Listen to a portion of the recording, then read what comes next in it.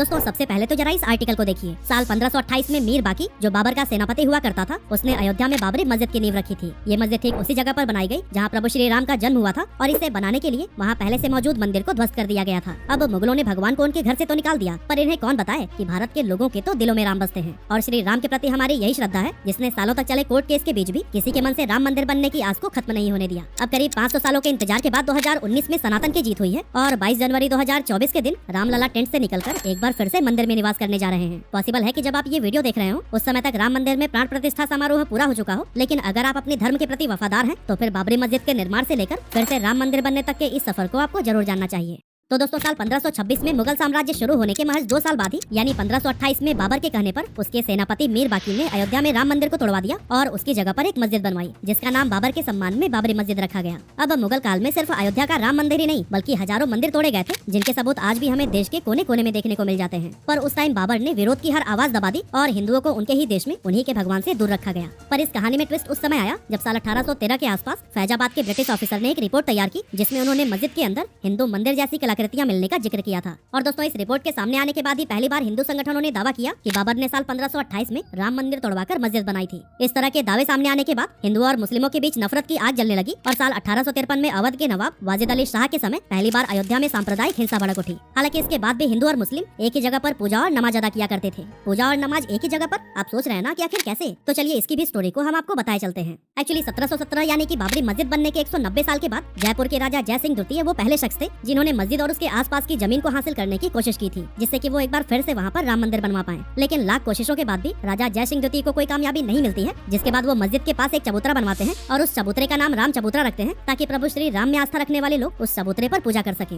अब जब साल 1855 में हिंदुओं को आंतरिक परिसर में जाने पर रोक लगा दी गई जहाँ मुस्लिम नमाज अदा करते थे, तब हिंदू मस्जिद के बाहर बने इसी राम चबूतरे पर ही पूजा किया करते थे। यह चबूतरा विवादित ढांचे के परिसर के अंदर मुख्य गुम्बद से 150 फीट दूर बनाया गया था। इसके बाद आगे चलकर 1859 में ब्रिटिश सरकार ने इस विवादित जगह को तार से डिवाइड कर दिया ताकि हिंदू और मुस्लिम शांति के साथ अलग अलग पूजा और नमाज अदा कर सके। अब दोस्तों साल 1859 में हुई इस घटना के करीब 26 साल बाद यानी 1885 में राम जन्मभूमि की ये लड़ाई अदालत पहुंची जहां निर्मोही अखाड़े के महंत रघुबर दास ने फैजाबाद के न्यायालय में बाबरी ढांचे के बाहरी आंगन में स्थित राम चबूतरे पर बने अस्थायी मंदिर को पक्का बनाने और छत डालने की मांग की, जिस पर जज ने ये फैसला सुनाया कि वहाँ हिंदुओं को पूजा अर्चना करने का तो अधिकार है लेकिन वो मंदिर को पक्का बनाने और छत डालने की अनुमति नहीं दे सकते। हालांकि इसके कुछ दशक के बाद यानी 1934 में अयोध्या में एक बार फिर से दंगे होते हैं जिसमें बाबरी मस्जिद का कुछ हिस्सा टूट जाता है। हालांकि बाद में इस हिस्से को रिपेयर करवा दिया जाता है, लेकिन यह घटना होने के बाद से यहाँ नमाज बंद हो जाती है। और दोस्तों ध्यान दीजिएगा, यह वह समय था जब देश पर अंग्रेजों का राज हुआ करता था, लेकिन इसके बावजूद देश की जनता बाबरी मस्जिद बनने के 400 साल बाद भी अपने प्रभु के जन्मस्थली को पाने की लड़ाई लड़ रही थी। उस समय न तो हमारी अपनी खुद की सरकार थी और न ही मीडिया को इतनी आजादी थी कि वो इन मुद्दों को देश के हर नागरिक के सामने ला सके। और तो और देश को चलाने वाली कांग्रेस ने भी इन मुद्दों से किनारा किया हुआ था।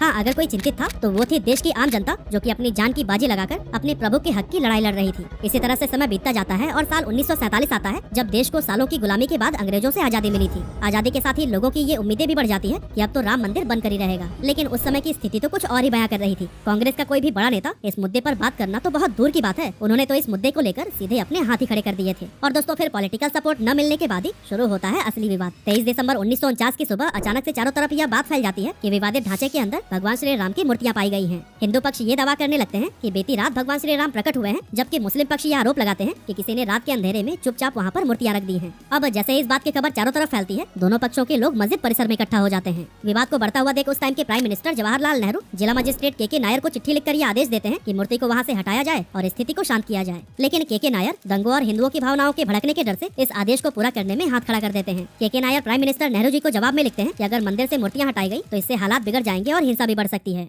लेकिन दोस्तों जब यह पत्र नेहरू जी तक पहुंचता है तब वह नायर जी के खत के जवाब में एक और खत लिखते हैं और फिर वापस से मूर्ति हटवाने की ही बात कहते हैं। लेकिन के नायर इस बार भी अपने हाथ पीछे खींच लेते हैं और मूर्ति को हटाने से साफ इनकार कर देते हैं। इस घटना के 7 दिन बाद ही फैजाबाद कोर्ट के द्वारा बाबरी मस्जिद को विवादित भूमि घोषित करके इसके मुख्य दरवाजे पर ताला लगा दिया जाता है। इसके बाद से 1950 में फैजाबाद सिविल कोर्ट में 2 अर्जी दाखिल की गई, जिसमें एक में रामलला की पूजा की इजाजत और दूसरे में विवादित ढांचे में भगवान राम की मूर्ति रखने की इजाजत मांगी गई। हालांकि 9 साल के बाद तीसरी अर्जी भी 1959 में दाखिल हुई, जिसमें निर्मोही अखाड़ा ने विवादित जगह पर मालिकाना हक जताया था। लेकिन फिर इस अर्जी के 2 साल बाद यानी 1961 में सुन्नी वक्फ बोर्ड ने भी कोर्ट में अर्जी लगाई और मस्जिद व आसपास की जमीन पर अपना हक जताया। ये क्रम लगातार चलता रहा। कभी हिंदू पक्ष तो कभी मुस्लिम पक्ष विवादित जमीन को अपने अधिकार में लेने के लिए तरह तरह के दावे करते रहे। लेकिन इसके बाद 1980 में बीजेपी के गठन के बाद पार्टी ने खुलकर राम मंदिर आंदोलन का मोर्चा संभाला। वहीं दूसरी तरफ राष्ट्रीय स्वयंसेवक संघ और विश्व हिंदू परिषद ने भी राम मंदिर की लड़ाई को तेज कर दिया था। राम जन्मभूमि को आजाद करवाने और उस पर लगा ताला खुलवाने के लिए 24 सितंबर 1984 को बिहार के सीतामढ़ी से राम जानकी रथ यात्रा शुरू हुई, जिसमें हजारों लोग इस यात्रा के साथ जुड़े। 7 अक्टूबर 1984 को यह यात्रा अयोध्या पहुंची, जहां सरयू नदी के तट पर लाखों लोग इकट्ठा हुए। वहां पर अयोध्या में भव्य राम मंदिर का संकल्प लिया गया और फिर यात्रा लखनऊ होते हुए दिल्ली के लिए निकल गई। एक्चुअली इस यात्रा में 31 अक्टूबर 1984 को दिल्ली के विज्ञान भवन में संतों को जुटना था और यही इस यात्रा का समापन भी होना था। लेकिन उसी दिन सुबह सुबह प्राइम मिनिस्टर इंदिरा गांधी की हत्या हो गई और रथ यात्रा को बीच में ही खत्म करना पड़ा। इसके बाद आता है साल 1985 का साल, जब राम मंदिर लड़ाई को एक नई दिशा मिलती है। एक्चुअली इसी साल शाहबानो नाम की एक मुस्लिम महिला अपने पति से तलाक मिलने के बाद गुजारा भत्ता के लिए कोर्ट पहुंचती है, जहां कोर्ट उसके पक्ष में ही फैसला सुना देती है। अब इस फैसले से मुस्लिम समुदाय नाराज हो जाता है और दोस्तों इस कम्युनिटी के लोगों की नाराजगी को दूर करने के लिए उस टाइम के प्राइम मिनिस्टर राजीव गांधी 1986 में संसद में कानून बनाकर सुप्रीम कोर्ट के फैसले को ही पलट देते हैं। असल में राजीव गांधी 1979 के इलेक्शन के लिए ये सब कुछ कर रहे थे ताकि उन्हें मुस्लिम समुदाय के लोगों से भी वोट मिल सके। हालांकि राजीव गांधी के इस शर्मनाक कदम से हिंदुओं से नाराज होकर उन पर मुस्लिम कम्युनिटी को खुश करने का आरोप लगाते हैं, जिसके बाद इस डैमेज को कंट्रोल करने के लिए राजीव गांधी एक और ऐतिहासिक भूल करते हैं और ये भूल होती है हिंदुओं की मांग को मानने की, जिसके लिए वो 1986 में ही 37 सालों से बंद अयोध्या के विवादित बाबरी ढांचे का ताला खुलवा देते हैं, जिससे कि वहाँ फिर से पूजा अर्चना शुरू हो जाती है। अब देखिए फिर से यहाँ मुस्लिम कम्युनिटी राजीव गांधी के इस फैसले से नाराज हो जाती है और 6 फरवरी 1986 को बाबरी मस्जिद एक्शन कमेटी का गठन किया जाता है। अब इसके बाद से आता है 1990 का साल, जब 25 सितंबर को लाल कृष्ण आडवाणी राम मंदिर के इस आंदोलन को बीजेपी का आंदोलन बताते हुए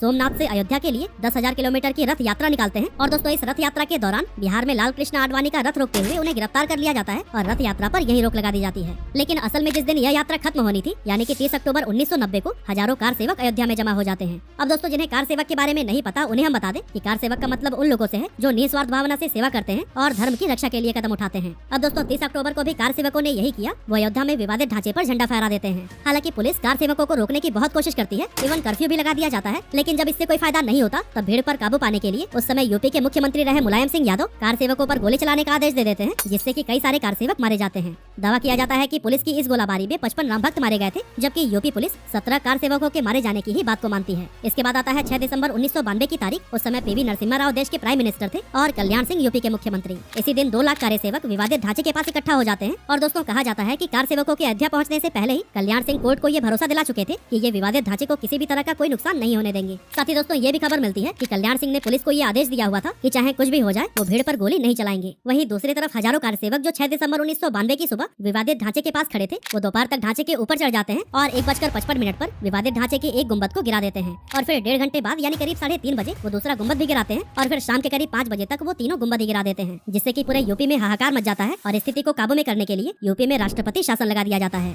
ढांचा गिराए जाने के कुछ ही घंटों के बाद से कल्याण सिंह जी यूपी के मुख्यमंत्री पद से इस्तीफा दे देते हैं, लेकिन उस टाइम उन्हें देखकर ऐसा लग रहा था कि इस बात का उन्हें कोई मलाल ही नहीं है। और दोस्तों इस बात को उन्होंने 2019 में खुद स्वीकार किया था, क्योंकि जब सुप्रीम कोर्ट से राम मंदिर पर फैसला आया तब एक न्यूज चैनल से बात करते हुए कल्याण सिंह ने कहा था कि ढांचा ढहाए जाने का मलाल न तो तब था और न अब है। राम मंदिर बनने के फैसले से मैं इतना खुश हूँ कि अब मैं चैन से मर पाऊंगा। खैर 1992 की घटना के बाद भी अलग अलग जगह पर कई बार दंगे हुए, जिसमें बहुत सारे लोग मारे गए, लेकिन इसके बावजूद कोर्ट में शांति छाई रही।